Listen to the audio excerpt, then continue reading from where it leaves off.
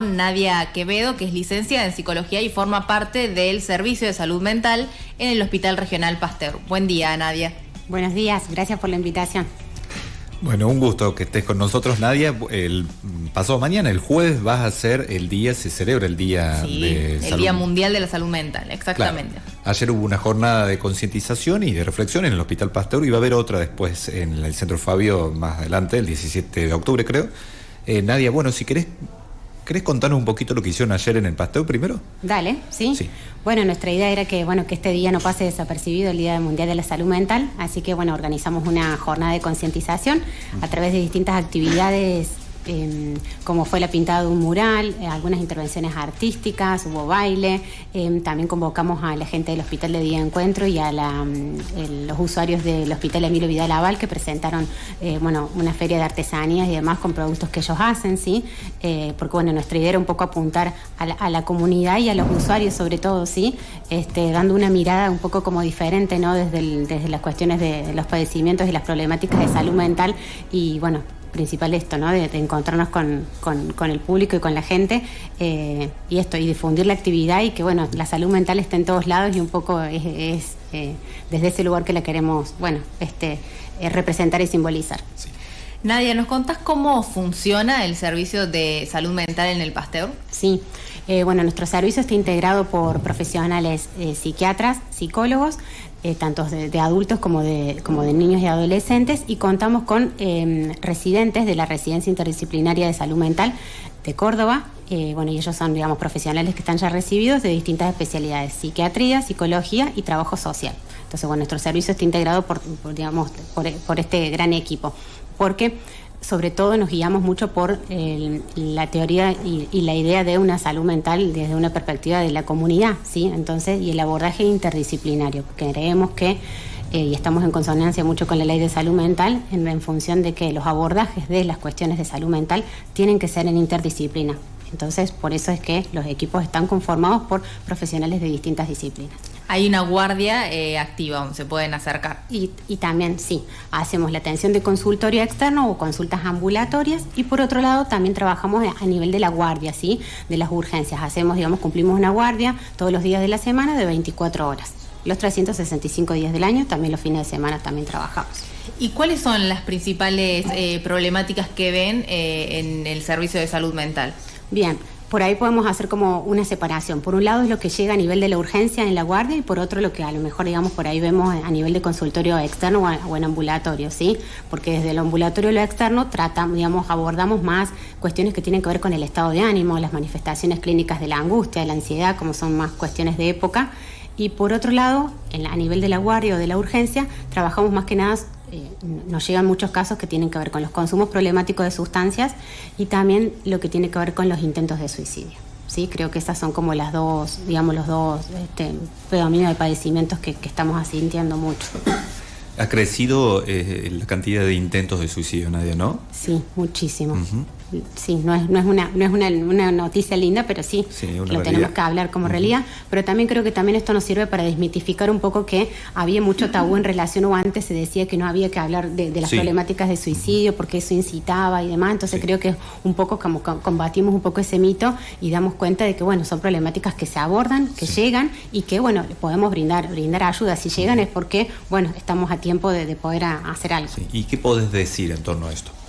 Bien, yo creo que hay también, esto es muy importante en relación a las cuestiones que tienen que ver con las urgencias y esto de los intentos de suicidio, de que muchas veces se cree que quien lo hace es para llamar la atención, ¿no? Entonces, nosotros tenemos como mucho cuidado y mucha precaución con ese tipo de abordaje y con esas creencias, ¿no? Porque si no nos estaríamos perdiendo, la escucha de un padecimiento, ¿no? Por ahí a veces lo que nos llega a modo de un diagnóstico, de una etiqueta o de un nombre, pero la idea es detenernos un poco en la escucha de ese sufrimiento y de lo que esa persona presenta, ¿no? Uh-huh. Entonces, creo que un poco ahí está la riqueza un poco del abordaje y de lo individual del abordaje de cada caso, ¿sí? Sí. Porque, por ahí podemos tener diagnósticos como más madres o como nombres, pero, el abordaje tiene que ver un poco del individual y la construcción con ese usuario que tenemos al frente. ¿Y qué surge? ¿Esto de no encontrar el sentido de la vida o no tan así? Porque me acuerdo de haberle hecho nota a un psicólogo que vino de Córdoba, Villa María, no hace mucho, se me fue el nombre ahora, pero él decía que más que una decisión era esto de no ver una salida y que era como algo de arrebatarse quizás por no encontrar una salida. Sí, por ahí lo podamos tomar en este concepto de una como conducta impulsiva, ¿sí? Esto de que por ahí no encuentro otra alternativa para atravesar el malestar o de lo que estoy padeciendo, de lo que estoy sufriendo, y aparece como la idea, ¿no? De terminar con la vida o no, muchas veces. A veces se hace como, digamos, como una modalidad para descomprimir un poco de cierta realidad o de no tolerar cierta frustración o algún malestar que se esté atravesando. Recién mencionabas, Nadia, que hay una estigmatización en torno al suicidio. ¿Crees que también es como en general en salud mental que hay una estigmatización? Bueno, sí, creo que durante mucho tiempo todas las cuestiones que tenían que ver con salud mental o las consultas a un profesional de salud mental, había mucho de estigma y mucho de tabú también, ¿sí? Creo que, bueno, que el tiempo nos va demostrando y también los profesionales mismos vamos trabajando en función de que no es nada raro tener que consultar con un profesional de salud mental y no necesariamente tenemos que pensar que la consulta con un profesional de salud mental la tenemos que asociar con la locura o como en otros momentos o en otras épocas se había considerado. Entonces, bueno, creo que también hay todo como una construcción. Y a partir también, ¿no? Pienso que hay como muchos casos de personas como más famosas o que tienen como cierta influencia en lo social que han podido como mostrar como una parte más vulnerable o mostrar un poco el sentirse mal de estado de ánimo, y creo que eso valida también y eso ayuda a que el resto pueda, digamos, sentirse identificado o al menos decir, bueno, yo también me puedo animar a hacer la consulta o, bueno, a recurrir a pedir ayuda. ¿Consideras que tiene que ver con una cuestión más generacional? Porque en mi experiencia me es quizás raro encontrar a jóvenes que tengan estigmatizado el hecho de ir a terapia. Me parece que, capaz estoy generalizando, ¿no? Pero quizás me es más común encontrar en gente mayor que tiene todavía ese estigma de consultar a un psicólogo, ir a terapia, y quizás en jóvenes creo que están más naturalizados. Exacto, sí, creo que tiene mucho que ver también con la cuestión generacional y que digamos, se difunde más y se ve como algo más natural el poder consultar, digamos, a un profesional de salud mental. En otros momentos u otras generaciones estaban más atravesados por estas cuestiones de tabú o que eso no correspondía o que, bueno, eso iba a ser mal visto, ¿no? O que uno era un loco porque consultaba a un psicólogo, claro.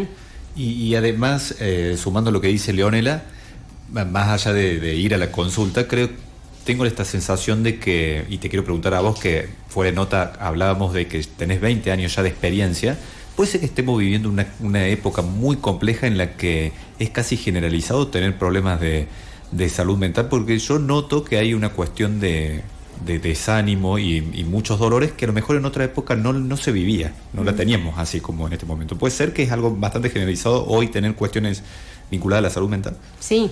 También me parece esto, digamos, estamos atravesados por contexto y las cuestiones de época, ¿sí? Hacen mucho a que estas cosas nos pasen, ¿no? O estas manifestaciones, estas cuestiones que tienen que ver con las afecciones de los estados de ánimos y demás, sin dudas que tienen un poco que ver con esta cuestión del contexto que atravesamos y esta cuestión de la época.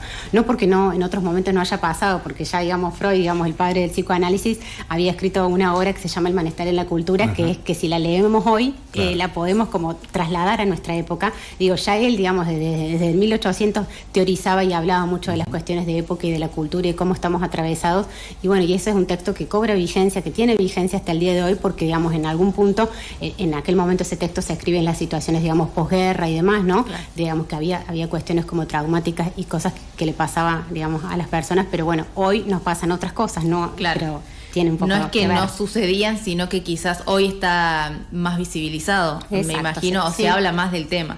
Sí, tiene que ver con eso. ¿Qué señales de alerta se pueden tener en cuenta respecto a las personas por alguna cuestión de salud mental? Que digas, bueno, habría que consultar a un profesional. Sí, yo creo que por ahí tendríamos que estar atentos un poco a las cuestiones de las conductas más de aislamiento, ¿sí?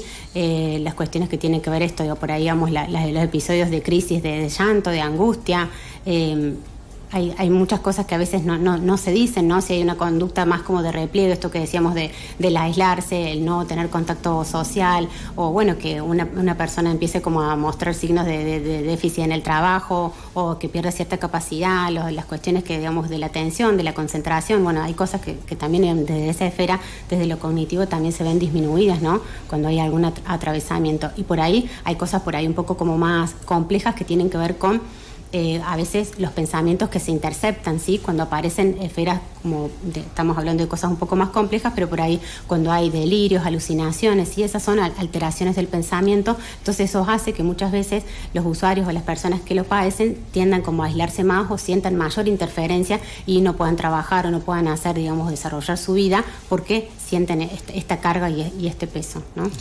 Y muchas veces creo que también se piensa, y vos como psicóloga y hace 20 años que estás en esta profesión, no sé si lo ves de esta manera, pero que hay que tener como un motivo para ir a terapia. Y muchas veces no hay que tener un motivo puntual, sino que uno puede ir por una cuestión de autocuidado.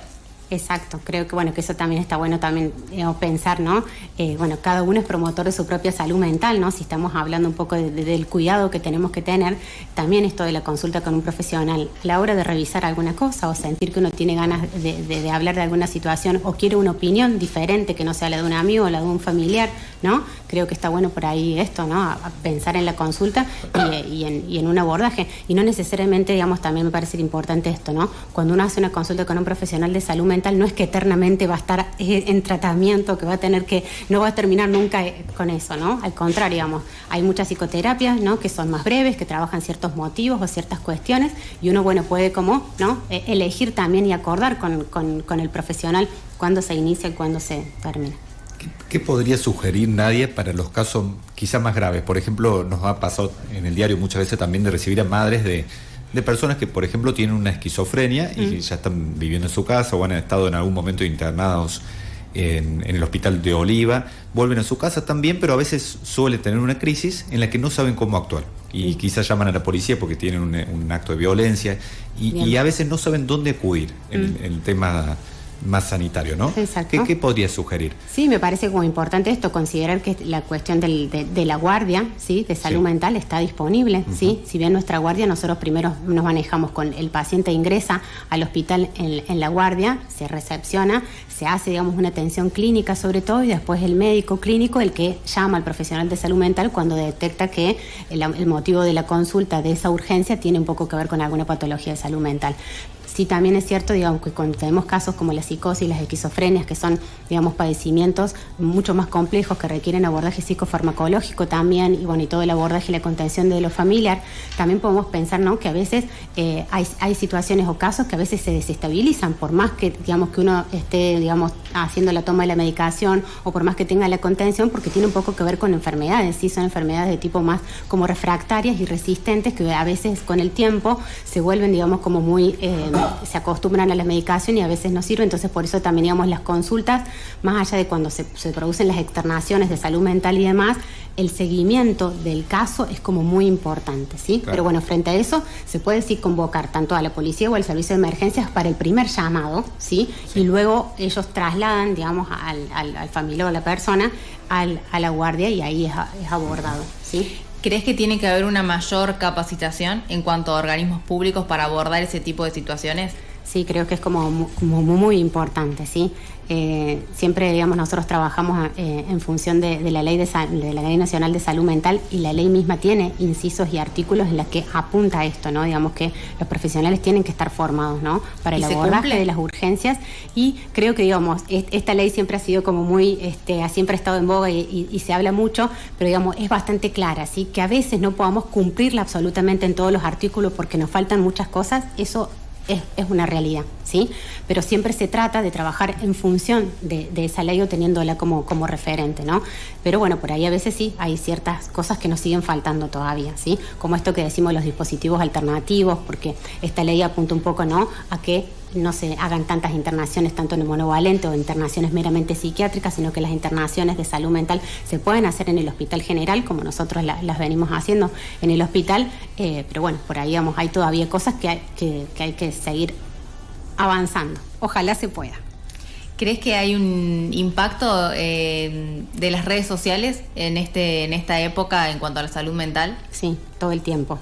Pero también me parece que está bueno como que pensemos esta mirada, porque digo, a veces se da la noticia apuntando o dando cuenta de que tal persona tenía tanta patología e hizo esto, ¿no? Como si fuera como el rótulo, y eso genera, ¿no? Obviamente genera como bastante miedo en la población y decir cómo esta persona va a estar suelta, ¿no? Pero hablamos de una libertad, pero pensando en la libertad desde un lugar terapéutico también, que es una persona que si ya se estabilizó, si está bajo a un tratamiento y demás, hay ciertas cosas que también tenemos que tener en cuenta, ¿no? Pero también esto en las redes sociales y hace que a veces las informaciones se tergiversen o se socializan de un modo que a veces no corresponde, ¿sí? Entonces siempre decimos esto, que a la hora de comunicar cuestiones que tienen que ver con la salud mental tenemos que tener cuidado, ¿no? Digamos, con los nombres que utilizamos, los diagnósticos, porque por ahí esos son más que nada para los profesionales, por ahí es hablar un poco del padecimiento de salud mental o el estar atravesado por alguna conflictiva, y a veces es suficiente con eso.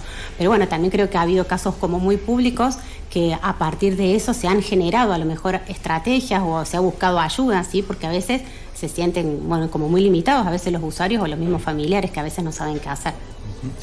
En base a tu experiencia y a todo lo que sabes, ¿podés brindarnos algunos consejos algunas pautas para tener salud mental? Por ejemplo, esto de sociabilizar es positivo, ¿no? Sí, yo creo que, digamos, está bueno como tener decimos, los espacios de recreación, ¿sí?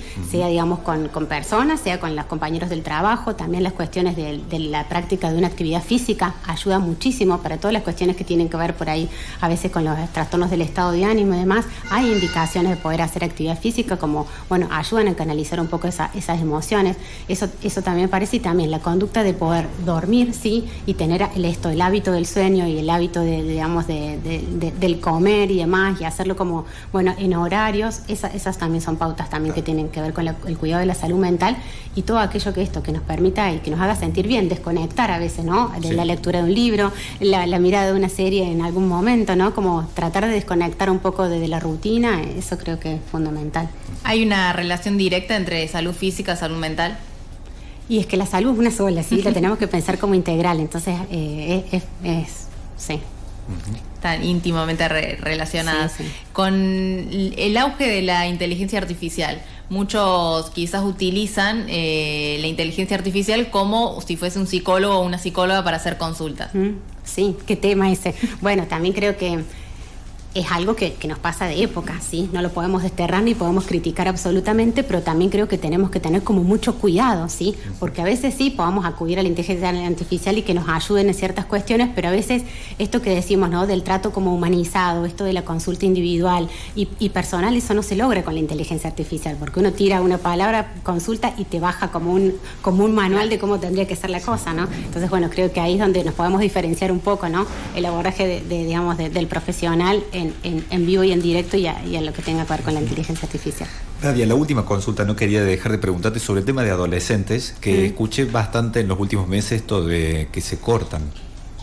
¿Qué está pasando ahí? Bueno, hay toda una cuestión ahí. Bueno, yo también he presentado un trabajo en algún congreso en relación a esto de las autolesiones, que podemos ponerle, digamos, llevaría un poco ese nombre, que se pueden entender un poco como conductas como parasuicidas a veces, ¿no? Digamos, son, digamos, una expresión de un malestar, ¿sí? Lo que nos pasa un poco a veces con las adolescencias hoy es que nos falta esto, ¿no? De que a veces, digamos, la contención del adulto, de referencias, ¿no? Porque no necesariamente es porque tengamos un referente o alguien que se deben llamar madre o padres, porque realmente están ejerciendo la función. Entonces los adolescentes hoy están como muy solos, ¿no?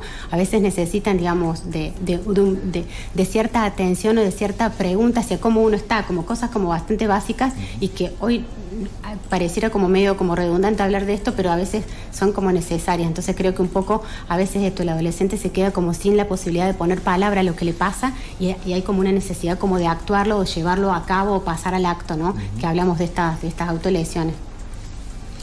Gracias, Nadia.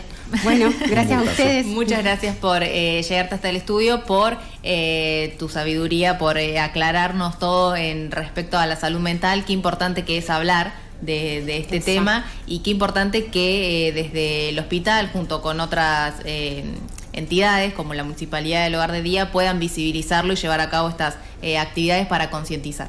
Bueno, muchísimas gracias. Y vamos a estar contando, bueno, más cerquita de la fecha, pero se viene el segundo encuentro de salud mental. Esto va a ser el jueves 17 de octubre. Nadia, bueno, cuando quieras nos visitas. Gracias. Dale, Bárbara. Bueno, Gracias, vamos, Nadia. vamos Nadia con un Quevedo, tema. licenciada en psicología y integrante del Servicio de Salud Mental del Hospital Regional Pasteur.